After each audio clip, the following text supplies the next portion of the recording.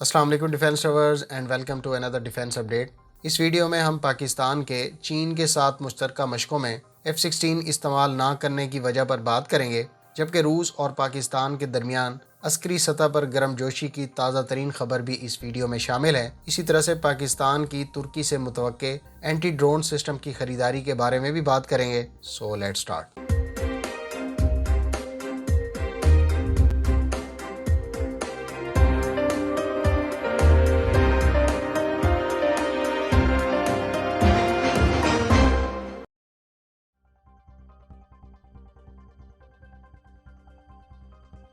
Viewers, روس اور پاکستان کے تعلقات، خاص طور پر عسکری حوالے سے تعلقات میں گرم جوشی، ہماری ایک پرانی ویڈیو میں کی گئی پیش گوئی کو الحمدللہ سچ ثابت کر رہی ہے، جس میں ہم اس بات کا اظہار کر چکے ہیں کہ پاکستان، چین، روس اور ترکی مستقبل میں ایک نیا بلاک تشکیل دے سکتے ہیں۔ ایک مرتبہ پھر آپ کو بتاتا چلوں کہ پاکستان اور روس مستقبل میں مزید قریب ہوں گے۔ آپ اس بات کو ذہن میں رکھیں کہ جیسے جیسے انڈیا امریکہ کے قریب ہوتا جائے گا، اسے مجبوراً روس سے دور ہونا پڑے گا، جبکہ روس مستقبل میں ایک نئی صف بندی کے تحت پاکستان، چین اور ترکی کے بلاک میں شامل ہوگا، اور متوقع طور پر اس بلاک کو چائنا لیڈ کرے گا، جبکہ اس متوقع بلاک میں ترکی اور پاکستان بھی چند لیڈنگ ممالک میں سے ہوں گے۔ گو کہ اس میں ابھی کچھ وقت لگے گا، تاہم یہ بات بہت حد تک ہوتی دکھائی دے رہی ہے۔ روس اور پاکستان کی عسکری اعتبار سے قربت کی حالیہ مثال نیوی سے متعلق ہے، اور روس کی سرکاری نیوز ایجنسی کا کہنا ہے کہ پاکستان کی دعوت پر رشین نیوی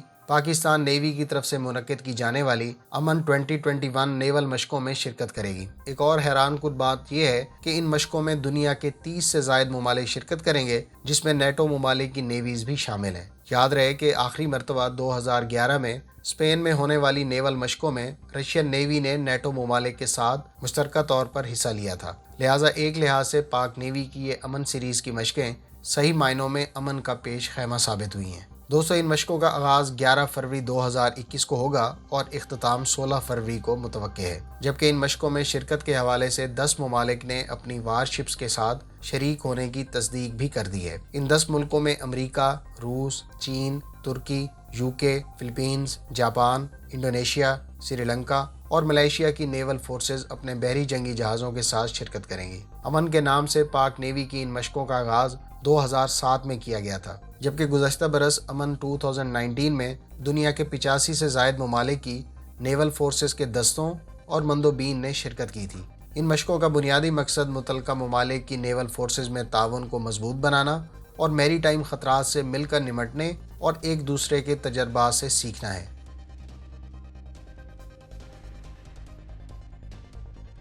ویورز، جہاں تک آپ کے اس سوال کا تعلق ہے کہ پاکستان چین کے ساتھ اپنی مشترکہ مشقوں میں F-16 کو استعمال کیوں نہیں کرتا، تو اس بارے میں آپ کو بتاتا چلوں کہ امریکہ کی طرف سے ان F-16 کو فروخت کیے جانے سے متعلق معاہدے میں یہ بات دونوں ممالک کے درمیان طے ہے کہ پاکستان ان F-16 کو نہ تو چین کے ساتھ کسی مشترکہ ایکسرسائز میں استعمال کرے گا اور نہ ہی ان طیاروں کو کسی بھی حوالے سے چین لے جا سکتا ہے، جبکہ امریکہ کی طرف سے یہ شک صرف پاکستان کو فراہم کیے گئے F-16 اور دوسرے سوفسٹیکیٹڈ ہتھیاروں سے متعلق ہی نہیں، بلکہ ان تمام ممالک کے ساتھ طے ہے جن کو امریکہ نے حساس یا ایڈوانس ٹیکنالوجی کے ہتھیار فراہم کیے ہیں۔ تاہم واضح رہے کہ پاکستان پر F-16 کو بھارت کے خلاف استعمال کرنے سے متعلق کسی قسم کی کوئی پابندی نہیں ہے۔ ان طیاروں کو چین کے ساتھ مشترکہ مشقوں میں استعمال نہ کیا جانا کوئی اتنی بڑی بات بھی نہیں جس کو لے کر ہمارے لوگ پریشان ہوں، کیونکہ پاک فضائیہ کے جانباز الحمدللہ اپنے دشمن سے نمٹنے کے لیے نہ صرف اس کے زیر استعمال تمام ہتھیاروں سے نمٹنے کی صلاحیت رکھتے ہیں، بلکہ پاک فضائیہ کے پائلٹس نے دشمن کے مختلف لیڈنگ ایئر کرافٹ سے نمٹنے کے لیے ٹیکٹکس پہلے ہی ڈیولپ کی ہوئی ہیں، اور وقت آنے پر پاک فضائیہ کے شاہین کسی بھی طیارے پر موجود ہوں، دشمن کو چائے پلانے کی بھرپور صلاحیت رکھتے ہیں۔ آپ کے اس بارے میں کیا تاثرات ہیں؟ کمنٹ باکس میں اس کا اظہار ضرور کریں۔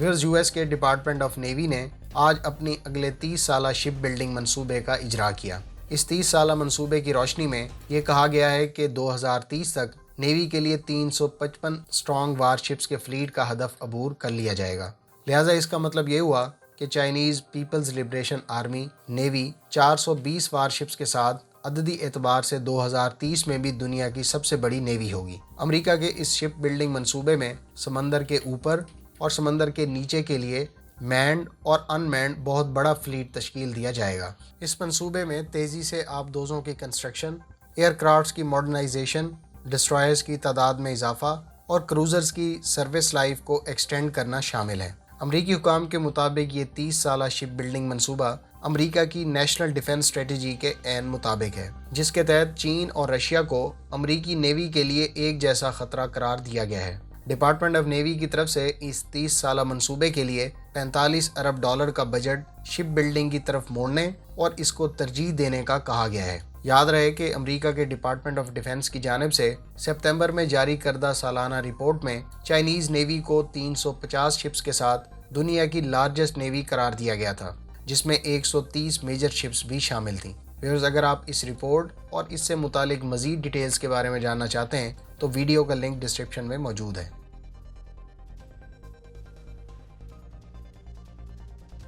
دوستو، ترکی نے کالکا نامی early warning anti drone system کو روس کو ایکسپورٹ کیے جانے کی تصدیق کر دی ہے۔ یاد رہے کہ جنوبی ترکی کی national war technologies defence system company نے کالکا mobile early warning defence system کو ترک ایئر فورس کے لیے ڈرون سے نمٹنے کی غرض سے بنایا تھا۔ روس یہ سسٹم خریدنے والا پہلا ملک ہے، جبکہ کالکا بنانے والی کمپنی کا دعویٰ ہے کہ اس اینٹی ڈرون سسٹم کو پہلے ہی ترک ایئر فورس میں انڈکٹ کیا جا چکا ہے، جبکہ کئی دوسرے ممالک نے اس میں دلچسپی کا اظہار کیا ہے، جس میں پاکستان، قطر اور ملیشیا بھی شامل ہیں۔ پاکستان سے متعلق کمپنی کے حکام کا کہنا تھا کہ پاکستان کے ایک وفد نے اس سسٹم میں خاص طور پر دلچسپی کا اظہار کیا اور ان کو ہماری طرف سے اس سسٹم کی کمپلیٹ ڈیٹیل انفارمیشن دی گئی ہے، جبکہ ہم اس کے فنکشنز اور فیچرز کو مد مقابل سسٹمز کے مقابلے میں بہتر طور پر دکھا اور بیان کر چکے ہیں۔ اس سسٹم کے بارے میں کمپنی کا کہنا ہے کہ یہ 5000 میٹر یعنی 5 کلومیٹر دور سے ٹارگٹ کو پرسیو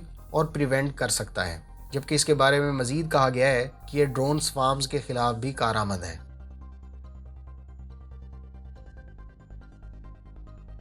ویورز، ایک اور خبر کے مطابق پاک نیوی کے پہلے لانگ رینج میری ٹائم پیٹرول ایئر کرافٹ سے متعلق اطلاعات ہیں کہ یہ پاکستان میں ڈیلیور کیا جا چکا ہے، تاہم اس میں اب میری ٹائم پیٹرولنگ مقاصد کے لیے سسٹمز کی تنصیب ہونی ہے۔ یاد رہے کہ پاکستان نیوی لانگ رینج میری ٹائم پیٹرولنگ مقاصد کے لیے اس طرح کے 10 طیارے اپنے فلیٹ میں انڈکٹ کرنے کا ارادہ رکھتی ہے۔ اگر آپ اس ایئر کرافٹ کے مقاصد اور اس میں نصب کیے جانے والے ایکوپمنٹ کے بارے میں مزید تفصیلات جاننا چاہتے ہیں تو ڈیٹیل ویڈیو کا لنک ڈسکرپشن میں موجود ہے۔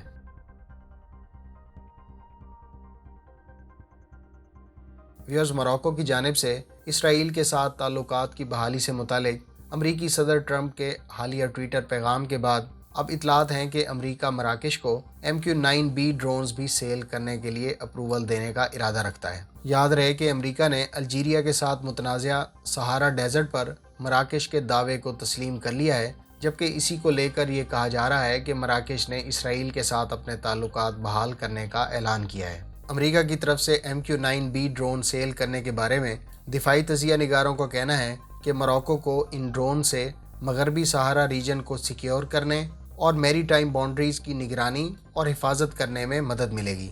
مراکش کو 4 MQ-9B ڈرونز کی فروخت سے متعلق کانگریس سے اجازت کے حوالے سے کام پچھلے چند مہینوں سے جاری تھا۔ اب خیال کیا جا رہا ہے کہ امریکہ جلد ہی اس کی اجازت دے دے گا۔ یاد رہے کہ ٹرمپ انتظامیہ پہلے ہی متحدہ عرب امارات کو $23.4 ارب مالیت کے F-35 اور 18 MQ-9B ڈرون فروخت کرنے کی منظوری دے چکی ہے۔ اگر آپ UAE اور امریکہ کی اس متوقع ڈیل کے بارے میں مزید تفصیلات جاننا چاہتے ہیں تو ڈیٹیل ویڈیو کا لنک ڈسکرپشن میں موجود ہے۔